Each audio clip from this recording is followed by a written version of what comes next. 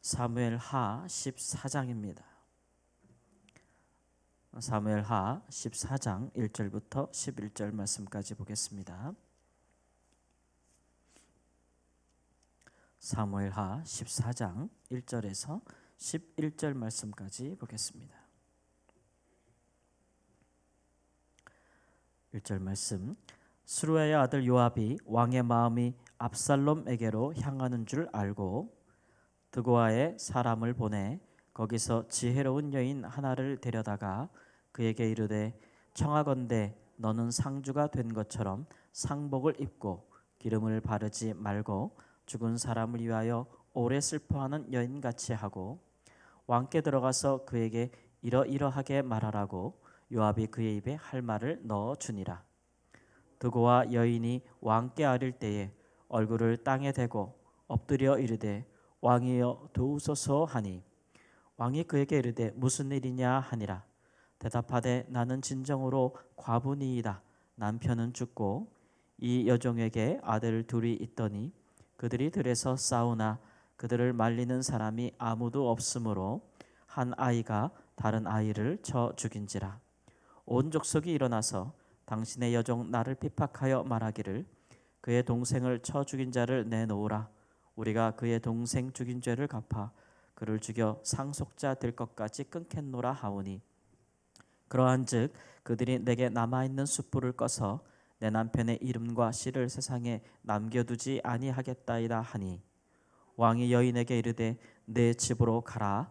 내가 너를 위하여 명령을 내리리라 하는지라. 드고와 여인이 왕께 아뢰되 내 주 왕이여 그 죄는 나와 내 아버지의 집으로 돌릴 것이니 왕과 왕위는 허물이 없으리이다. 왕이 이르되 누구든지 내게 말하는 자를 내게로 데려오라. 그가 다시는 너를 건드리지도 못하리라 하니라. 여인이 이르되 청하건대 왕은 왕의 하나님 여호와를 기억하사 원수 갚는 자가 더 죽이지 못하게 하옵소서. 내 아들을 죽일까 두렵나이다 하니 왕이 이르되 여호와께서 살아계심을 두고 맹세하노니 내 아들의 머리카락 하나도 땅에 떨어지지 아니하리라 하니라. 아멘. 3년이 지났습니다. 압살롬이 그 다윗의 장자 암논을 죽이고 그 모친의 나라로 도망갔지요. 3년이 지나자 다윗 왕의 마음이 압살롬을 향해서 간절해졌다. 암논이 죽은 지 3년이 지났으니까 이제 그 아들의 죽음에 대한 애통이 좀 지나가고 그다음에 또 다른 아들 아버지를 피해서 그 살인죄에 대한 형벌을 받을까 두려워서 도망갔던 압살롬. 이 압살롬에 대해서 왕의 마음이 간절했다.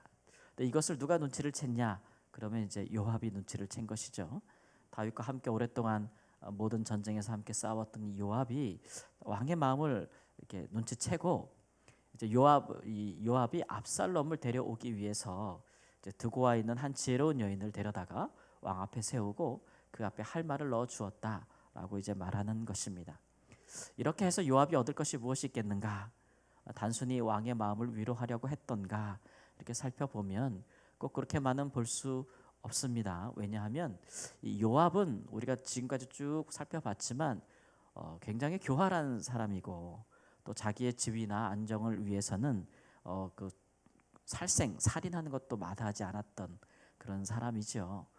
또한 그가 그렇게 의로운 사람이 아닌 것은 다윗이 우리아를 죽이고자 했을 때에 그 왕의 그 의도를 알면서도 순순히 따라줬던 사람이기도 하거니와 여러 모습으로 볼 때 요압이 그렇게 순전한 사람이라고는 볼 수 없는데 다만 요압이 볼 때 이 그 여인이 와서 하던 말을 보면 요압의 의도가 드러나는데 다윗이 혹시 압살롬을 나중에 그의 후계자로 삼을 것이 아닌가 그런 의도가 있지 않을까 그런 마음이 있지 않을까라는 생각에 그것을 떠보기 위한 것이기도 하고 만일 압살롬이 나중에 후계자가 될 경우에 그를 아버지와 화해시키고 다시 왕좌에 올린 그 공이 누구에게 있겠어요? 요압에게 있을 거예요. 그러니까 요압이 더욱 견고한 자리를 차지할 수 있겠죠. 더군다나 다윗의 신하들이 이 압살롬에 대해서 특별히 그 형제 왕제된 자를 죽인 자에 대해서 율법대로 처리해야 된다라고 주장하는 사람들이 있었을 거예요. 네, 그런 사람들에 대하여서 요압은 정반대 행보를 걷고 있는 것입니다. 요압이 이런 꾀를 낸 것은 마치 다윗이 범죄할 때에 하나님께서 나단 선지자를 보내서 그 어떤 한 가지 이야기를 통해서 그 이웃의 암양 한 마리밖에 없는 이웃의 양을 빼앗아다가 자기 잔치의 음식으로 쓴 그런 부자에 대해서 이야기를 하면서 다윗의 죄를 책망한 적이 있잖아요. 그런 사례를 본받아서 우회적으로 왕에게 압살롬을 데려와야 한다라고 이제 말하는 것과 다름이 없습니다. 그런데 요압이 낸 이 이야기의 끝을 들어보면 이제 하나님께서 나단을 통해서 하신 일들과 참 다르다라는 것을 알 수가 있어요. 일단 요압은 어떤 여인을 데려다가 이 여인을 남편이 죽은 과부로 그렇게 이제 위장을 하였고, 또 오래 그렇게 이제 그것을 인하여 슬퍼했던 여인으로 바꾸었죠. 그리고 그 여인에게 아들 둘이 있는데 그들이 들에 있을 때에 이제 둘 중에 하나가 다른 형제를 죽인 거예요. 그래서 자기는 이제 여인은 아들 하나만 남았죠. 그런데 이제 그 족속 그 종족의 사람들이 이 아들이 하나 남았으니까 이 아들이 유일한 상속자 아니겠어요? 근데 그가 살인을 범하였으니 더군다나 피를 나는 형제를 죽였으니 그것을 어떻게 그냥 넘어갈 수는 없는 거 아니에요, 상속자라고 해서. 그러니까 법대로 처리할 부분이 있다고 생각이 되는데 이 여인이 자기 아들을 잃을까봐, 왜냐하면 율법에 의하면 사람을 죽인 자는 사형이잖아요. 자기 상속자를 잃을까봐, 혹은 다른 사람들이 내 아들이 비록 다른 형제를 죽이긴 했지만 그러나 유일한 상속자인데 얘를 죽이면 우리의 기업을 다 빼앗을 것이 아닌가, 친족들이, 이웃들이, 형제들이 그럴 것이 아닌가라는 그런 의심을 품게 되어서 이제 왕에게 나와서 고하는 것이죠. 내 아들이 비록 살인죄는 범했지만 그러나 그를 법대로 처리하면 내가 내 아들을 잃을 것인데, 그러면 내 상속은 누가 이을 것이며 우리의 기업은 다른 사람의 것이 될 터인데, 이렇게 말하면서 왕을 설득합니다. 그러니까 왕이 뭐라 그래요? 왕이 아유 내가 네 말대로 해줄 테니까 걱정하지 말고 돌아가라, 이렇게 이야기를 하는 거예요. 근데 이것도 이제 사실 왕으로서 할 말은 아니에요. 왜냐하면 물론 상속을 잇는 문제가 중요하긴 하지만, 그러나 사람을 살인한 것에 대해서 아무런 징계나 처벌이나 법적인 처분이 없다는 것은 왕으로서 행할 공의가 아닌 것이죠. 그런데 이 여인이 그것으로 만족하지 않고 또 왕에게 말하기를 이제 왕이 이것으로 인해서 허물이 없을 것입니다. 왕이 법대로 처리하지 않았다고 해서 왕에게 모든 원망이나 공의롭지 못하는 불의하다는 원망이 돌아가지 않도록 이 죄를 다 나와 내 가족에게 돌릴 것이니 걱정하지 마십시오. 그리고서는 재차 다짐을 묻습니다. 내 아들을 아무도 건드리지 못하게 해달라고 하니까 왕이 뭐라고 얘기하냐면 이제 여호와의 살아계심을 두고 맹세한다 그랬어요. 이 맹세는 함부로 이제 어떻게 할 수 있는 게 아니잖아요. 그러니까 내가 네 아들 하나 머리카락 하나도 땅에 떨어지지 아니하리라, 이렇게 맹세한 것은 왕이 꼭 지켜야 되는 거예요. 그러나 왕의 이 판결이 의롭지 못하다는 것은 이런 일이 있을 때 왕은 한 사람의 한쪽의 말만 듣고 판단하는 것이 아니지요. 그 사건에 대해서 면밀하게 조사해야죠. 율법에 대해서도 율법은 말하기를 두세 사람의 증인이 필요하다고 얘기하잖아요. 그러면 그 사건에 대해서 그 여자의 이야기만 듣지 말고 왜 살인 사건이 벌어졌는가? 이 상속에 대한 싸움인가? 상속을 얻기 위해서 다른 형제가 다른 아들을 죽인 것인가? 이런 것들도 알아봐야 하고 그 가족의 면밀한 그 내용도 실사를 해야 되고, 또 그런 것들이 재판에서 법적인 증거나 여러 가지를 통해서 판단이 되어져야 되는 부분이죠. 그래야 한 나라의 공의가 세워지지 않겠어요. 그런데 이 여인이 와서 자기의 과부된 것과 이 아들을 잃어버리는 상속자가 없다는 것과, 그리고 법대로 처리하려고 하는 사람들을 자기의 기업을 빼앗으려고 하는 자들로 치부하면서 왕에게 감정적으로 굉장히 호소를 하죠. 그럴 때에 이제 왕이 상속자니까 하나 잃어버리면 기업을 잃을 자가 없다는 그 말에 이제 감정적으로 동요가 생긴 거예요. 그래서 왕이 그냥 사면을 해주게 되는 그런 일이 벌어진 것이죠. 이를 통해서 요압은 이제 어떤 것을 알아채냐 하면은 왕이 다윗 왕이 압살롬을 상속자로 생각할 수도 있겠구나, 후계자로 생각할 수도 있겠구나, 또 압살롬을 데려온다면 용서할 수 있겠구나, 그 죄를 다시는 묻지 않을 수도 있겠구나. 같은 사례가 아니겠어요? 같은 사례. 묻지도 따지지도 않고. 사실 우리가 전에도 살펴봤지만 압살롬이 암논을 죽인 것은 다만 그 누이를 범했기 때문만은 아닙니다. 그가 2년 동안 치밀하게 살인을 계획한 것은 그가 이제 또 왕권을 차지하기 위해서 그것을 명분으로 그 상속자 장자를 제거하는 거였어요. 그 이후로 그 일로 인해서 압살롬이 다윗에게 대해서 반기를 들고 왕이 자기에 대해서 마음을 풀지 않자 아버지에 대해서 칼을 두고 반역하는 것을 볼 수가 있잖아요. 근데 그런 것들을 본다면 이런 압살롬의 동기가 순수하지 못해요. 더군다나 시간이 지났어도 3년이 지났어도 압살롬이 그 지은 죄에 대해서 반성했다는 여지가 없어요. 없어요. 근데 이런 일들에 대해서 이제 억지로 요압이 중간에 이제 다리를 놓는 것이죠. 그래서 왕으로 하여금 이제 그 사면권을 주게 되는 것이죠. 그런데 이런 섣부르고 이 성급한 화해가 이제 나중에 큰 그 화를 불러온다는 것을 알 수가 있어요. 대려는 왔으나 다윗이 왕이기 때문에 함부로 사면하여 줄 수도 없고 그걸 공식적으로 하지는 않고 그러니 압살롬은 대려는 와놓고 아버지가 내 얼굴을 보지 않는다. 거기에 대한 또 화가 치밀고 분노가 치밀어서 아버지를 향해서 반역을 일으키게 되고 그에 대해서 나라가 두 쪽 나잖아요. 특히 압살롬은 이 머리부터 발끝까지 흠이 없는 아들, 아주 아름다운 아들이라고 하였고 한 번도 아버지가 너 왜 그렇게 했니? 라고 섭섭하게 말한 적이 없을 정도로 굉장히 지혜롭고 분별 있게 행하는 사람이었다고 해서 많은 이스라엘 사람들의 마음을 샀어요. 근데 이제 다윗의 이런 그 재판에 대한 행보가 결국 다윗에 대한 약점이 되지요.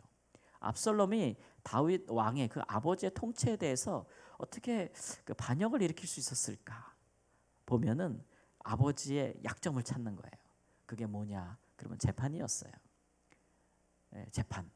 그래서 아버지 다윗 왕의 재판에 대하여서 이제 의문을 품는 사람들, 그 사람들에 대해서 자기가 성문 앞에 앉아서 사람들이 아버지 앞에 가기 전에 다 재판해 주는 거예요. 그 사람들의 마음을 얻는 것이죠. 그래서 이제 백성들의 마음을 아버지로부터 갈라놓기 시작하는 것이고 때가 무르익었을 때에 자기를 따르는 신하들과 그리고 아버지를 따르던 오랜 신하들을 제외시키고 자기를 따르던 젊은 사람들과 그리고 자기에게 재판을 받았던 많은 사람들의 백성들의 마음을 모아서 결국은 반역을 일으키게 되는 것입니다. 그러니까 우리가 인간적인 정으로 아버지와 아들을 화해시키는 그런 아름다운 모습으로 우리가 볼 수 없는 거예요. 왜냐하면 하나님은 사람을 다루실 때에 우리를 사랑하시잖아요. 우리를 아끼시고 또 우리가 죄를 범한다고 할지라도 그가 우리에게 은총을 걷지는 않으시잖아요. 다윗에게 보는 것처럼. 그러나 하나님은 하나님께서 우리를 이것도 어떻게 보면 정치라고 할 수 있는데 우리를 그렇게 인도하시고 다스리실 때에 하나님은 우리 인생에 하나님의 공의와 하나님의 은혜를 함께 세우십니다. 하나님의 자비만 세우질 않아요. 하나님의 공의도 세워요. 그래서 우리가 죄에 대한 용서를 하나님께 감사할 뿐만 아니라 은혜에 감사할 뿐만 아니라 죄의 두려움도 알게 하시거든요. 그러므로 우리가 이렇게 가벼운 마음으로 섣부른 마음으로 죄를 짓지 못하도록 하신단 말이에요. 그래서 하나님을 경외한다는 것은 하나님을 사랑하는 것이기도 하거니와 또 하나님을 두려워하는 것이기도 해요. 하나님은 그렇게 우리를 인도함으로써 우리가 하나님을 믿고 따르는 자에 합당한 하나님의 성품을 배우기를 원하시죠. 근데 이제 다윗은 그가 왕으로서의 그 자비를 베풀매 있어서 그의 공의를 세우지 않았다는 것이 그에게 가장 큰 흠이 되는 것이고 특별히 왕으로서 가장 가까운 아들이라 할지라도 이 왕자들의 난에 대해서 그가 공의를 세우지 않았기 때문에 이스라엘 중에 공의가 사라지는 그런 결정적인 판결을 하게 되는 것이죠. 여러 차례 그렇게 하게 되는 거예요. 그런 일들은 다윗이 그 우리아를 죽이고 또 바세바를 범한 그 사건 이후에 우리는 그 전의 통치와 그 이후의 통치가 많이 달라졌다는 것을 보게 돼요. 특별히 다윗이 그 공의를 세우는 통치에 있어서 굉장히 많은 약점을 갖게 되었다라는 것을 볼 수 있어요. 왜냐하면 자기 자신의 흠이 있잖아요. 자기 자신의 흠이 있으니까 다른 사람의 흠에 대해서 정확하게 말을 못하는 거예요. 내가 살인한 자니 살인한 자에 대해서 죄를 묻지 못하는 거예요. 그렇죠?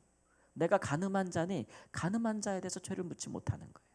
그가 우리아를 범했으니 자기 아들의 간음에 대해서 죄를 묻지 못했고, 그가 또 우리아를 죽였으니 자기 압살롬의 그 형제를 죽인 일에 대해서 그가 묻지 못하는 거예요. 공의를 세우지 못하는 거예요. 그러니까 그것이 더 큰 문제가 되는 거예요. 죄는 이렇듯 죄 자체는 용서받을 수 있어요, 우리가 회개할 때. 그러나 죄의 결과는 그렇게 끈질기게 우리에게 남아서 고통을 주는 겁니다. 고통을 주는 겁니다. 우리가 뭐 완전한 사람들은 아니잖아요. 죄를 짓기 전에 항상 먼저 우리 안에서부터 그런 싸움을, 선한 싸움을 하게 돼 있는데, 우리가 하나님 앞에서 많이 맡은 사람들일수록 그런 죄와 싸우기를 잘해야 됩니다. 한번 크게 넘어지고도 하나님 앞에 회개하면 돌이킬 수는 있죠. 그러나 크게 넘어진 그 일 때문에 얼마나 많은 고통스러운 일들이 우리 가운데 일어날 수 있느냐라는 것을 우리에게 보여주는 것입니다. 특별히 큰 죄를 지은 사람이 다시 하나님께 회개해서 돌이킬 수는 있어도, 그러나 그 죄로 인하여서 그가 자신감이 사라져요, 하나님과 사람 앞에서. 이런 일들을 보면서 우리가 참 안타깝다라는 생각이 들고, 이것이 남의 얘기만은 아니고 우리가 그렇죠. 우리가 자녀를 키울 때도 부모가 살면서 어떤 인생에 큰 흠이 있으면 자녀에게 그 부분에 말을 못해요. 선생된 자도 그렇고 다 마찬가지예요. 그렇기 때문에 우리가 죄 지으면 안 되는 거예요. 우리가 완벽하진 않아도 그래도 그런 심각한 죄를 지은 간음하고 살인한 자들에 대해서 말하지 못할 정도로 그렇게 우리가 그런 경험을 해서는, 그런 경험은 우리에게 유익하지 않죠. 유익하지 않죠. 예, 그런 것들을, 죄의 무서움을 우리가 다시 한번 생각하고, 하나님께서 은혜와 공의를 함께 세우시는 분이라는 것을 생각하고, 우리가 하나님을 일찍 알면 알수록 우리 안에 얼마나 큰 경건이 있겠는가 다시 한번 생각하시는 귀한 은혜가 있기를 우리 주 예수님의 이름으로 축원합니다. 아멘. 주님, 하나님 아버지, 생애를, 우리 인생을 한 생애를 살아가면서 짧다고 느끼는 세월이지만 얼마나 많은 일들이 우리의 삶 가운데 있는지 알지 못합니다. 우리가 인간적으로 수고하고 애써도 우리가 살아가면서 죄의 많은 유혹과 또 시험 가운데서 범죄할 때가 있습니다. 오 주님이여, 이 범죄함이, 이 죄를 범함이 얼마나 우리의 생애에 올무와 가시가 될 수 있는지를 하나님, 우리 선조들의 생애를 통해서 보게 됩니다. 주여, 우리가 연약하오니 항상 우리를 도우사 우리의 올무와 가시가 될 수 있는 것들을 우리가 하나님 삶에 두지 아니할 수 있는 경건과 거룩함이 있도록 저희를 도와 주시옵소서. 우리가 행한 죄가 우리에게 덫이 되어서 우리가 마땅히 해야 될 바들을 행하지 못하는 하나님, 그런 고통스러운 자리에 빠지지 아니하도록 주께서 늘 저희를 도와주시기를 주님 앞에 기도합니다. 사랑하는 주의 성도들의 삶 가운데 하나님, 많은 일들과 많은 만남과 또 많은 하나님 여러 가지 일들을 행할 때 주여 항상 지켜주시고, 항상 은혜 안에 머물게 하시고, 항상 거룩함에 머물게 하시고, 항상 의로움에 머물 수 있도록 주여 도와 주시옵소서. 우리 주의 가운데, 우리의 사랑하는 이들 가운데 혹이라도 하나님을 앞에서 경외함이 없어 죄를 범하는 자가 있거든 하나님, 우리가 그를 경책하여 옳은 대로 돌아오게 하는 자로 또한 쓰임도 받을 수 있도록 하나님 인도하여 주시옵시고, 우리가 하나님을 본받아서 사람을 사랑할 때라도 하나님, 그에게 하나님의 공의를 알게 하는 그런 두 가지 일들을 다 잘할 수 있는 하나님, 그런 성숙한 하나님의 사람들이 될 수 있도록 인도해 주옵소서. 존귀하신 우리 주 예수님의 이름으로 기도합니다. 아멘.